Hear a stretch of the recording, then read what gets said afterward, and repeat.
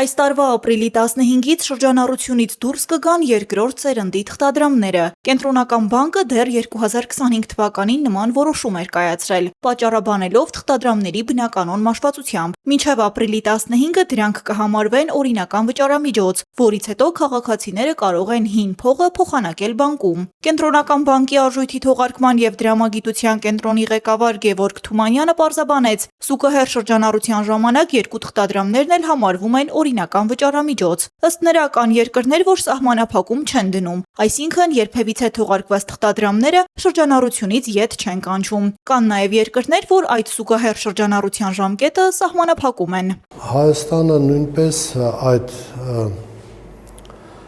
ուղղությամբ է շարժվում, այսինքն զուգահեռ շրջանառության ժամկետը պետք է վաղ թե ուշ սահմանափակվի։ Եվ ինչքան կարճ, այնքան ավելի լավ կլինի։ Ինչու՞, որովհետև զուգահեռ շրջանառությունը առաջ է բերում որոշ անհարմարություններ, մասնավորապես բանկերի համար կամ ասենք այդ վճարային տերմինալներ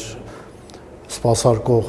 ընկերությունների համար։ Գևորգ Թումանյանի խոսքով բանկերում կիրառվող տեսակավորող հաշվող մեքենաները, ինչպես նաև վճարային տերմինալները պետք է ծրագրավորվեն այնպես, որ ընդունեն այդ պահին շրջանառվող բոլոր թղթադրամները, սակայն սա ըստ Թումանյանի բերում է լրացուցիչ ծախսերի։ Հիմա այդ ավարտվելու օրն էլ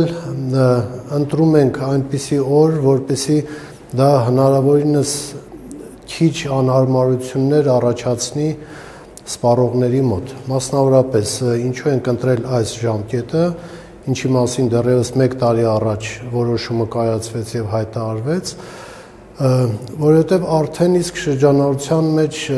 այդ հին նմուշի թղթադրամներից մնացել է շատ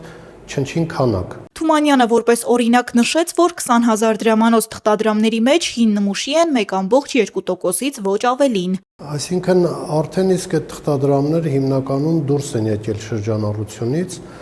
ում մոտ դեռևս մնացել է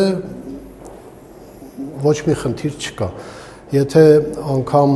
ապրիլի 15-ից հետո իրենք որպես վճարամիջոց չեն կարող հանդես գալ, բայց իրենք պահպանում են իրենց արժեքը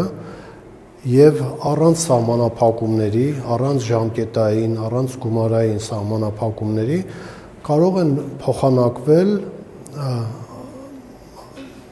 ցանկացած բանկի մասնաճյուղում։ Նա նշեց, որ շրջանառությունից դուրս են բերվելու հին նմուշի 500 դրամանոց թղթադրամները, որոնք թեև վաղուց չեն շրջանառվում։ Նա հիշեցրեց, որ այդ թղթադրամները դեռևս 2000-ականների սկզբերին փոխարինվել են մետաղադրամներով, սակայն մինչև օրս համարվում են օրինական վճարամիջոց։ Հաջորդը 1000 դրամանոց թղթադրամները Եղիշե Չարենցի դիմապատկերով, հաջորդը 5000 դրամանոց թղթադրամները Հովհաննես Թումանյանի պատկերով,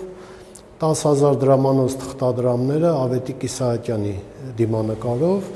եւ 20,000 դրամանոց թղթադրամները Մարտիրոս Սարյանի դիմանկարով։ Այս 5 անվանական արժեքի թղթադրամներն են դուրս բերվում շրջանառությունից։ Ինչու եմ սա շեշտում, որովհետեւ երկրորդ շարքի թղթադրամներում մենք ունենք նաեւ 50,000 դրամանոց եւ 100,000 դրամանոց թղթադրամներ, որոնք շարունակում են շրջանառել, այս որոշումը չի վերաբերվում այդ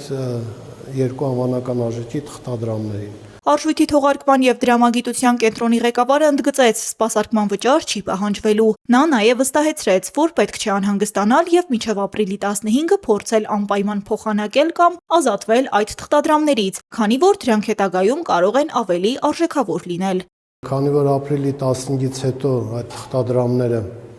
այլևս օրինական վճարամիջոց հանդես, որպես օրինական վճարամիջոց հանդես չեն գալու, բայց պահպանում են իրենց արժեքը, անվանական արժեքին համապատասխան, նույնիսկ որոշ ժամանակ հետո իրենք կարող են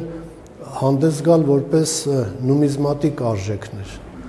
Եվ այդ դրամագիտական շուկայում հնարավոր է, որ իրենց գինը նույնիսկ ավելին լինի, քան անվանական արժեքը։ Դա էլ ընդհանուր միջազգային պրակտիկայում ընդունված ավանդույթ է, ինչքան հազվագյուտ են դառնում թղթադրամները, այնքան ավելի արժեքավոր են դառնում։ Գևորգ Թումանյանը հուսով է, որ ոչ մի խնդիր չի առաջանա եւ հարկ չի լինի վերանայել որոշումը կամ ինչ-որ փոփոխություններ կատարել։ Լիլիթ Աբրահամյան, Ալվարդ Բաղդասարյան, Ռադար Արմենիա։